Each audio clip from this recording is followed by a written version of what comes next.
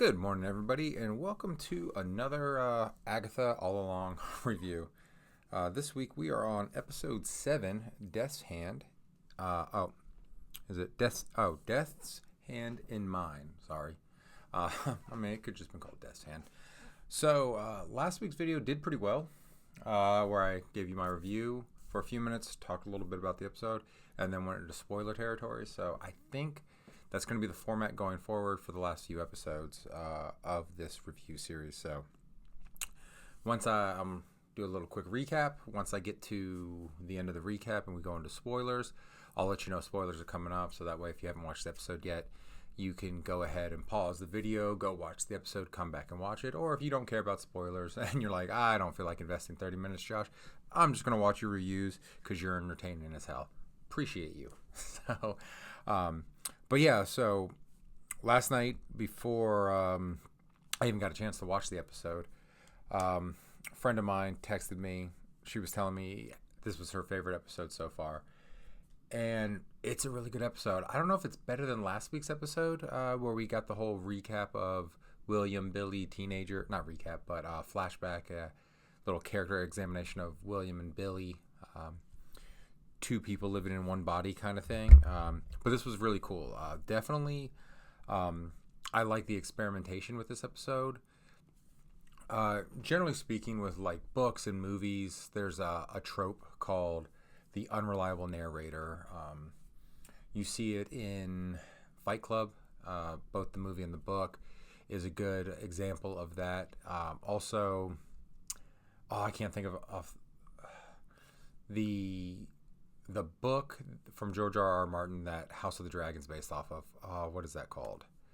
But that one is a great unreliable narrator because it's a history. It's not told like the Game of Thrones books, the Song of Ice and Fire books are. So you get like Mushroom and a couple other people giving you a history of the Targaryen Civil War. And what's cool about that is we don't know how much of that is fact and what's rumor and just, hearsay from people. So, those are examples of an unreliable narrator. And this episode is definitely one of those, at least it starts out unreliable narrator because we see this episode through the eyes of Lily. So I'm going to say spoiler alert for 2 episodes ago, she didn't die. and we jump around in time in this episode.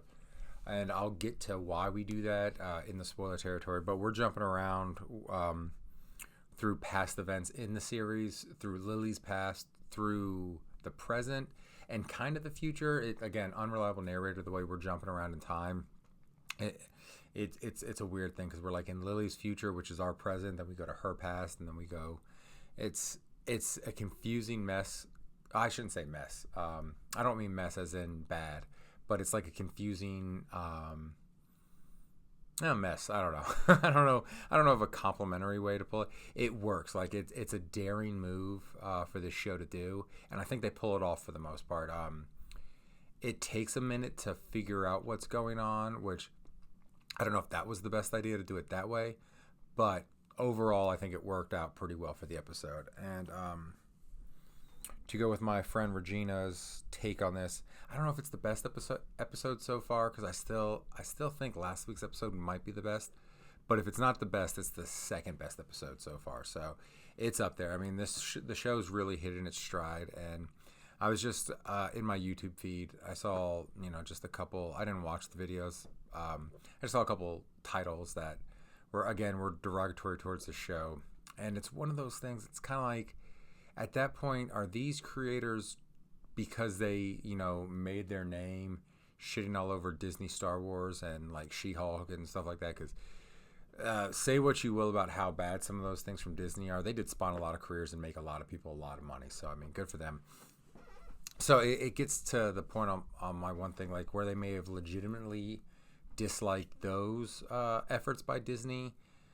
Are they now just kind of grifting because that's their thing? That's like, oh, anything Disney does, if it's not blonde hair, blue eyes, Captain America doing American things, are we just going to shit all over Disney because that seems to be the moneymaker on YouTube right now is woke Disney? So I don't know.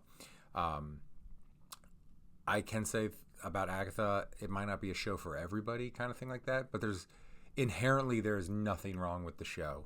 It's a good show. It's a fun, unique kind of show. Like the only thing I can think of that's like similar to this kind of show, just off the top of my head, I'm sure there's other things, but and I'm talking about like network TV. I'm not talking about like all the different streaming series because I didn't have Netflix for the longest time because they kept raising prices and shit like that. So I can't speak to like some Netflix series, but it is very much a more serious version of like, say, like the Addams Family or the Munsters, just taking this mythical approach and making it seem normal, kind of thing like that, where you've got witches and they just live among us, kind of in the modern era, kind of secretively. So I think it's a fun show. Again, it might not be for everybody, but I think it's cool. And I think if you're literally shitting all over it, I think you're just doing it for the views, and you might not even be watching it, or you're looking for things wrong with it. And just have some joy out there. It's like the old show The Critic with John Lovitz. It's like that's now the moneymaker, is being John Lovitz's character from The Critic, which I wonder if that's on Hulu. I haven't watched The Critic I love The Critic. But yeah, it's like it stinks kind of thing from John Lovitz, kind of thing like that. Just everyone just shitting all over everything, because that seems to be the moneymaker nowadays. But no, Agatha's, I'm not gonna say great, but it's a very good show, and I think it's a very entertaining show. It did get off to somewhat of a slow, I shouldn't say a slow start, a slow middle. Like the first couple episodes were good, and then we just kind of had a little dip in quality, and now we're running full speed. I think it's doing a great job. But also, I want to say, little side note to Disney. Hey, Disney, that Vanity Fair guy doing the interview on the red carpet or purple carpet with the Agatha cast and crew, when he was like, "Is this not the gayest Marvel project ever?" Don't invite him back for shit, because I think that's the problem. Honestly, I think that hurt the show more than it helped it, because you do have the Rio and Agatha kind of like ex-romance, underlining romance tension, will they, won't they, kind of thing like that. And then you've got Billy being gay, but those are handled like very normally. Like you could sub those character traits out with straight characters. Like it's not a big gay explosion. It's just gay people being normal. And I think that gentleman's line of questioning for the cast like that, I think hurt your show. I think it turned off a lot of these people who are pre-programmed right now to hate anything you do because it's woke, kind of thing. I think it hurt your views, and you probably have some people hate watching it so they can create comment or content on YouTube and stuff. But people who might have watched the show are now watching those YouTubers complain about the show and not watching the show, so you're learning out on viewers. Don't let that guy back on the red carpet, because he had an agenda. He had an agenda because he wanted to make a statement about something, and his agenda, I think, overall is hurting your show.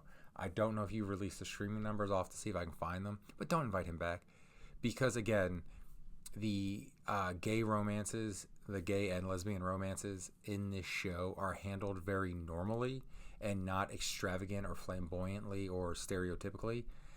And I don't think even the like most staunch right-wing person probably won't care about it. They might make a comment about Billy because he's a little more flamboyant than, say, Agatha and Rio, but again, his relationship with his boyfriend handled pretty normally. I'm sure there'll be a couple people who don't like his Maleficent drag in this episode, but I mean it fits the motif of the show, kind of thing like that. So don't invite that guy back on your red carpet.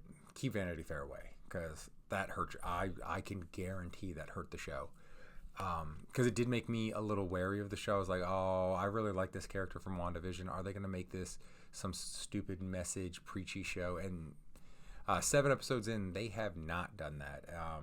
And like I said, it's a very entertaining show. It handles the gay and lesbian romances like normal romances, not any in your face trying to send a message to people. It's just like, hey, we're here. We're normal people. We have normal relationships and problems and things like that. We're not different from you at all, which should be the message. But for whatever reason, sometimes it's not the message. But I'm digressing a little bit. But yeah, don't invite that guy back. But yeah, So I'm going to get into spoiler territories in a second. But yeah, I really like this episode. If you're following the show, you're probably going to watch it anyways. But if you're on the fence of continuing, keep going. This thickens the plot a little bit more. We learn a bit more about the characters, and another one of my theories is confirmed. I'm good at this. I should watch more Disney shows that are entertaining so I can knock out some theories. So go watch the show. It's great. And now, starting right now, we're getting into spoilers. I'm going to give you 5, 4, 3, 2, 1. Get out of here. Spoilers are coming. Or pause it. Don't leave. Pause it. Come back and watch the rest. All right. So, like I said before, unreliable narrator Lily. Her and I meant to write down I don't. The one thing about this show is I don't remember characters' names as well, but I'm shit with names anyways. I don't have my notes from last week, do I? Shit. I don't have my phone on me to look it up, so I'm not gonna do it then. But we found out the other two witches. They are Jennifer. Her name's Jennifer. That's right. Lily and Jennifer are alive. God, I hope that's right. I might be getting it wrong. Maybe the actress's name is Jennifer. We're gonna go with Jennifer. Lily and Jennifer. They didn't say her name once in this episode, so it's not my fault. They are alive. They went down in that bog and they ended up in a sewer underground tunnel kind of thing like that. And Lily, we see her falling as Gwendola at the start of the episode. So I was getting very Lord of the Rings, Gandalf versus the Balrog kind of vibe. Maybe they sunk through the Witch's Road and they go to the way it's shown in the film. It looks like Gandalf falls down and there's a hollow earth in Middle Earth, but that's not what it is. If you read the books, he kind of falls and they get transported. And so that's what, but yeah, falling down to almost a hollow earth kind of situation, kind of like Gandalf, but that's not the case. And we find out later in the episode that she's actually falling at the end of the episode because of her actions to save the rest of the coven. So it, again, kind of cool, jumping in between time, and then her and Jen are on the road, and she's like, how do we get here? What are we doing? And she's like, what are you talking about? You told me all this, and does she have memory loss? What's going on? But they do flashback to previous episodes where she's acting weird, where she says random shit to the characters, and I thought that was and I think they did a really good job of setting this up throughout the show, which is why this is one of their top tier episodes. When we'd see Lily saying random shit to people during the trials, I thought that the house was possessing her, or the road was possessing her, making her say these weird things. But no, that was her jumping back and forth in time. And because she can see, because time is not linear for her, time goes back, forth, does all this weird wavy shit. She was kind of warning the other characters about Agatha and things Agatha would do, and trying to warn them about some of their impending doom and things like that. So that was a pretty cool callback to the other episodes. Kind of explains things and everything. So yeah, so that was really, really cool. But also in the start of the episode, we get Agatha and Billy finding a castle instead of a house this time, which was cool. Nice little change of pace. Thank you for switching that up, Disney. And when they go in there, as I mentioned earlier, Billy is Maleficent. Makes a funny comment about the cheekbones, which is a nice little callback to Angelina Jolie's turn as the character. And then Agatha is the Wicked Witch of the West, and she makes a joke that character is actually based on her, which is kind of funny. Nice little thing there. And it's funny with her being the Wicked Witch of the West, because we see Jennifer and Lily show up later. Jennifer is the evil stepmother from Snow White. Agatha is Gwendolyn from the Wizard of Oz. But it's kind of funny because Disney does have their own take on the Wizard of Oz with is it just called Oz? That weird, creepy kind of sequel to the Wizard of Oz that they did in the 80s. That every kid my age had, every adult my age has childhood trauma from that. I don't even remember watching that movie. I just remember I had this Disney sing-along compilation Halloween tape, and it had clips from that movie in there, and some of the stuff in that movie scared the crap out of me just from watching the clip tape, because like I said, I don't think I've ever seen that. But yeah, that and The Great and Powerful Oz are the only two Disney Wizard of Oz thing, and it is kind of funny that they kind of are promoting Wizard of Oz because Wicked's coming out, and that is not a Disney picture. I think it's Universal. So just kind of funny that we have a Wizard of Oz prequel coming out, and then we have two of the characters from that prequel represented in this, but it's not a Disney prequel, so that was kind of funny. But yeah, so all four of them are witches, but the other two haven't gotten here yet. I'm a little bit out of order, but so is the episode. So there's a tarot table, and they've got to do some sort of tarot reading to get out of the house. And Billy starts, and when he turns over a card, a sword falls from the ceiling and sticks on the floor. And what was cool about this sword, and I can recognize this sword from a mile away, it's Conan the Barbarian sword, like the Arnold Schwarzenegger Conan the Barbarian, which now Conan is, comic-wise, is controlled by Marvel. They have the rights back. They don't own the character, but they did get the comic book rights, and he kind of joined the Avengers a little bit. I meant to pick up those comic books, but as I've said before in previous videos, I've gotten out of comic book collecting, so I never did. I might have to go back and get those trades. But they had the rights back in like the 70s and 80s, lost them, and now they've got them back. So kind of cool that Conan sword showed up. I don't know if they own the movie rights, because I can't remember who published the Conan movies, the Arnold Schwarzenegger ones. And I don't think you can you see it? Yep. You can kind of see it right there. You see He-Man. Conan is right behind He-Man, but you can't really see him. The Arnold Schwarzenegger Conan. But yeah, that sword falls from the ceiling. So I tried to look at all the swords falling to see if they would have any other cool movie swords out there. And I think, I got to go back and look, but I think the Black Knight from the Eternals, I think his sword was one of the swords that fell, which is kind of cool. But I was hoping to see like Aragon's sword or Sting, from The Hobbit, one of those swords to fall. I didn't notice them, but I am going to see if anybody does a video on that, because I'm not going to go back and rewatch and pause and try to figure out all the swords kind of thing. So I'm just wondering if these are just random props that were hanging around that they grabbed, or, if that's actual like Easter eggs, like, hey, it's Conan's sword, kind of cool thing. But yeah, so that was a fun Easter egg going around. So yeah, so we're jumping back and forth, and Lily and Jen are at the house now, but we're missing a piece because Lily is assaulting Billy. She actually remembers him from the tarot reading from his bar mitzvah. And then Jen tells her, like, hey, no, we're cool now. She's like, we're cool now? He's like, yeah, you said we were cool. So yeah, missing piece, which we see later. God, this review is going to be hard to talk because my notes are written in order of the episode, but it jumps around like the episode because of my notes. But yeah, that was cool that they were Gwendola and the evil stepmom. So we have a bunch of cool pop culture, which is represented. I was trying to think I don't think they could do Harry Potter because that's too new and they'd probably get sued. I was just trying to think of off the top of my head other witches they could have done. I mean, someone could have been like Ursula. You know what would have been cool though for Billy to be instead of Maleficent? It would have been cool had they made him look like Merlin from The Sword and the Stone, which is one of my all-time favorite Disney. Because I was trying to think, I don't care that he was a female witch drag kind of thing like that. But I was also trying to think of maybe they had to do it, because I was trying to think of any male witches or wizards that Disney could have pulled from that wouldn't risk a lawsuit. It would have been funny if they made him look like Harry Potter or Snape or something like that, just because that's in the zeitgeist and everything like that. That would have been kind of funny. But I was like, Warner Bros. Probably sue them. And I was trying to think of Disney's catalog, and I couldn't really think of anything off the top of my head, but it just kind of came to me, just because that would have been a real cool deep cut. Because I don't know how many people would have recognized that, because I do deep cut Easter eggs like that, like Conan's sword falling. If that was an Easter egg, or if that was just a prop they had lying around. But yeah, Sword of the Stone's great. Go watch it on Disney Plus. So kind of like what I said earlier, I'm just going by my notes. I thought Lily's weirdness was caused by the trials, the house, things like that. When it's not, it's her power. Which, and I don't have this in my notes for some reason, but a cool thing, we go to Lily's past when she was a little girl. I'm going to assume in Italy or Sicily.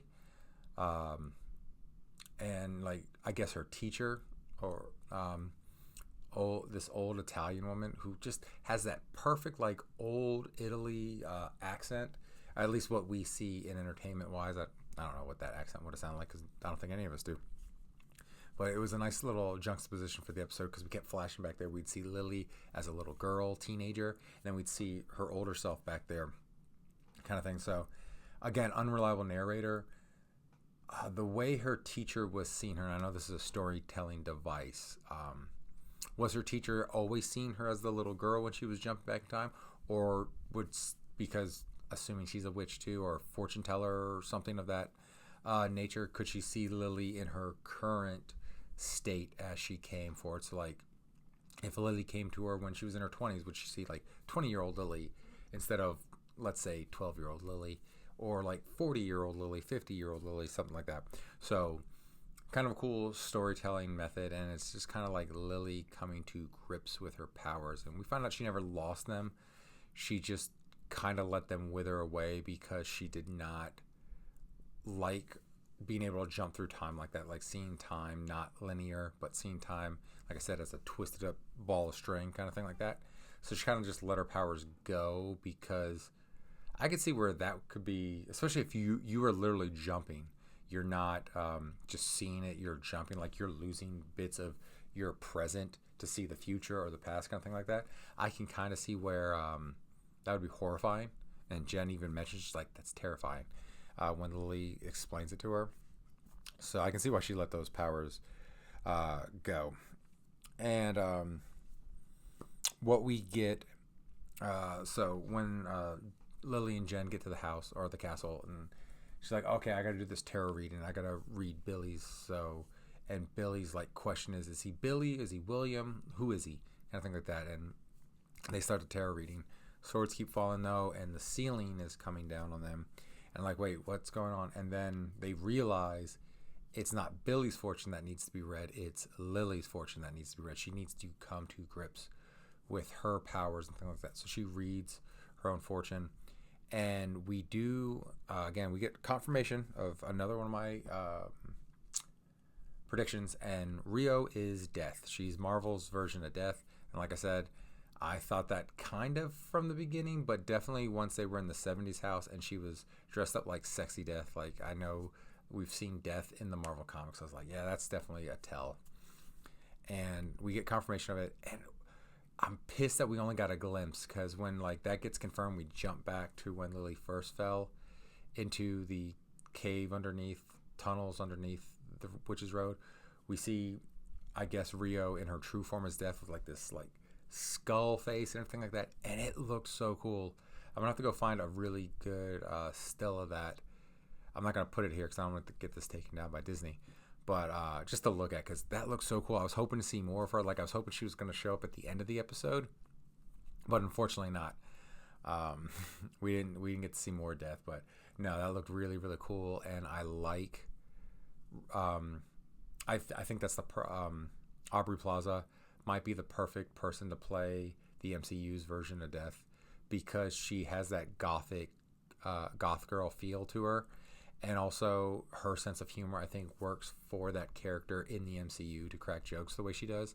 So I think that's perfect, and I hope they connect her to Thanos somehow, just to be more in sync with the comic books, because Infinity Saga was all started by Thanos in the comics because he wanted to impress Death because he's in love with her.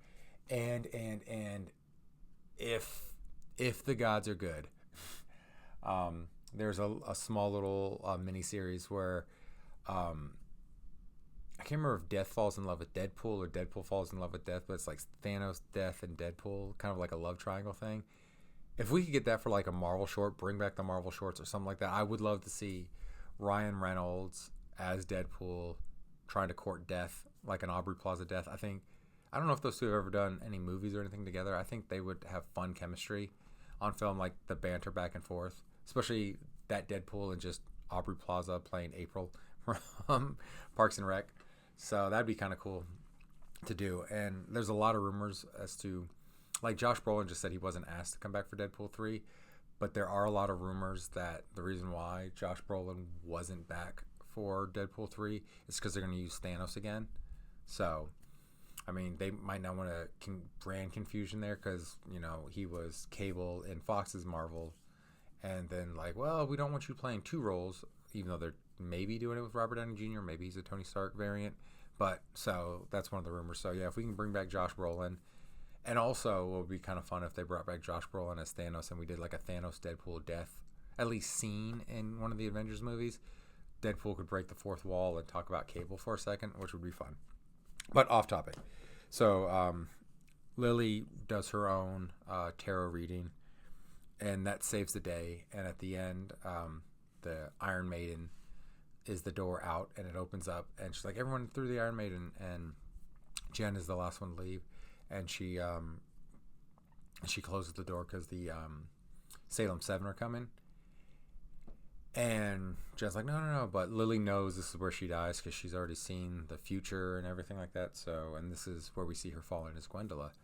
So the 7 show up and they're doing their creepiness, and Lily reverses the tower, and the tower falls upside down. They all fall and get impaled. She's holding onto the table, but she's an old woman. That grip strength ain't there, and she loses her grip and she falls. We don't see her fall and hit the swords, but I think pretty much this is where she dies. I mean, death does come to her in death's form earlier in the episode after she's seen the vision of herself falling. So, I mean, kind of foregone conclusion there. We have another witch from the Coven death. And I'm so sad that Mrs. Hart is dead because I was hoping maybe she wasn't really dead, but she's dead.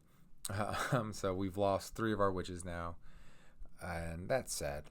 But pretty cool way to go out, taking out all those. And I don't know if the Salem 7's dead because they seem to be more supernatural than the rest of the witches, so they might be like a natural force kind of thing like that, so they might come back. This might have just slowed them down, because if they're gone, there's not going to be, at least not that we can see, too much peril left on the witches road for the last 2 episodes, because I think last week I confirmed that there were 9, or at least I saw 9 on IMDb, so we got 2 episodes left, 2 more trials left. And one of the visions that Lily saw was Jen saving the day. So maybe that's the next episode, because she's like, they need you, and kind of threw her away. Kind of not threw her away, but threw her through the door, kind of thing like that. So yeah, overall very good episode. I'm gonna simmer on this one to see if this is like my favorite episode overall. But yeah, the last 2 episodes have been really good, and even though some of it wouldn't make sense, like these would be, because it's a serialized show. It's not episodic. So but yeah, like as far as like good storytelling, good cinematography, good filmmaking, these would be the 2 episodes. I'd show the first 2 episodes and these 2 episodes, kind of like these, or at least the first episode and these 2 episodes, like watch these, kind of thing like that. So yeah, so definitely 2 thumbs up on that episode. Pretty good.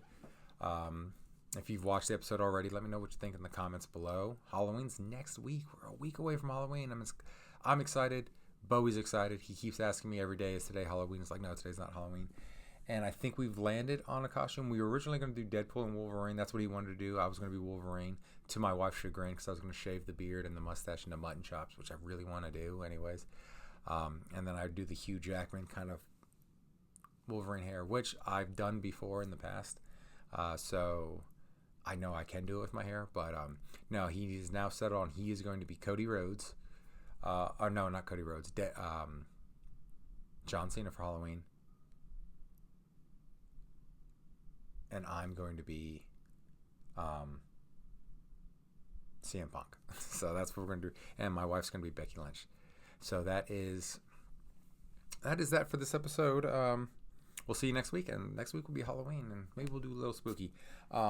Make sure you follow my Twitch or follow here on YouTube, because I'm playing spooky games. These are the 2 spooky games I'm playing right now: Resident Evil 4, Alan Wake 2.